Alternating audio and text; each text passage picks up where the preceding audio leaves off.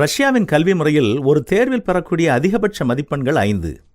ஆனால் அதில் ஒரு ஆச்சரியமான விஷயம் என்னவென்றால், மாணவர்கள் பதில் தாளை முற்றிலும் காலியாக சமர்ப்பித்தாலும் அவருக்கு 2 மதிப்பெண்கள் கொடுக்கிறார்கள். இதை கேட்கும் பொழுது நமக்கு ஆச்சரியமாகவும் அதிர்ச்சியாகவும் இருக்கிறது இல்லையா? அது பொருத்தமற்றதாகவும் தெரிகிறது. எதுவும் எழுதாத ஒருவருக்கு 0 தானே கொடுக்க வேண்டும் என்ற கேள்வி நமக்குள் எழுகிறது. அந்த ஆர்வத்துடன் இந்தியாவிலிருந்து சென்ற ஒருவர் டாக்டர் தியோடர் மெட்ரோயலிடம் இதற்கான விவரம் கேட்டார். சார், ஒன்றுமே எழுதாத மாணவருக்கு 2 மதிப்பெண்கள் கொடுப்பது எப்படி சரியாக இருக்கும்? டாக்டர் மெட்ரோயேவ் சிரித்தார்.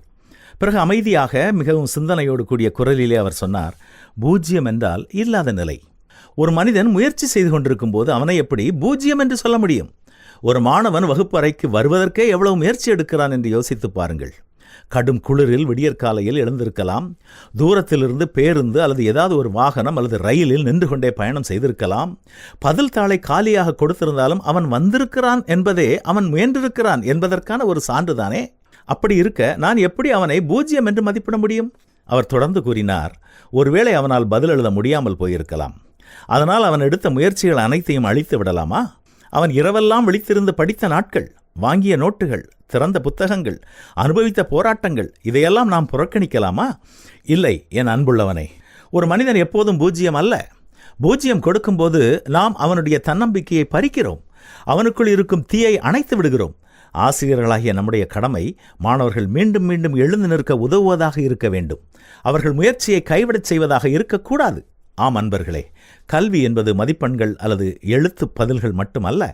கல்வி என்பது மனிதர்களை உயிருடன் வைத்திருப்பது, முயற்சியை மதிப்பது, நம்பிக்கையை பாதுகாப்பது. கல்வி என்னும் அறிவை பகிர்வது மட்டுமல்ல, அது மனிதத்தன்மையை நடைமுறையில் காட்டுவது. பல நேரங்களில் ஒரு 0 மதிப்பெண் மாணவர்களுக்கு மரண மணி போல ஆகிவிடுகிறது. அந்த 0ஐ பார்த்ததும் பயம் மனதை நிரப்புகிறது.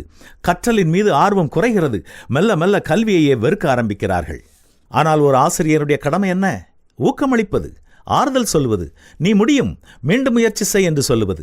ஒரு காலியான பதில் தாளுக்கும் குறைந்தபட்ச மதிப்பெண் கொடுக்கும் பொழுது அங்கே மையில் சொல்வது இதுதான், நீ 0 அல்ல, நீ முக்கியமானவன், நீ இன்னும் திறன் கொண்டவன், நீ தோல்வியடையவில்லை, இந்த முறை வெற்றி பெறவில்லை, அவ்வளவுதான், மீண்டும் முயற்சி செய். ஒரு மாணவனின் எதிர்காலம் ஒரு ஆசிரியரின் கையில்தான் உருவாகிறது.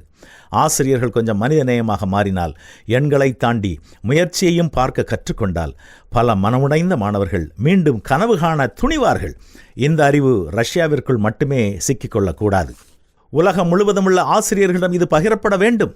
நன்மை செய்யும்படி உனக்கு திராணி இருக்கும்போது அதை செய்யத்தக்கவர்களுக்கு செய்யாமல் இராதே என்றுதான் வேதமும் நமக்கு கற்றுத்தருகிறது. செய்வோமா?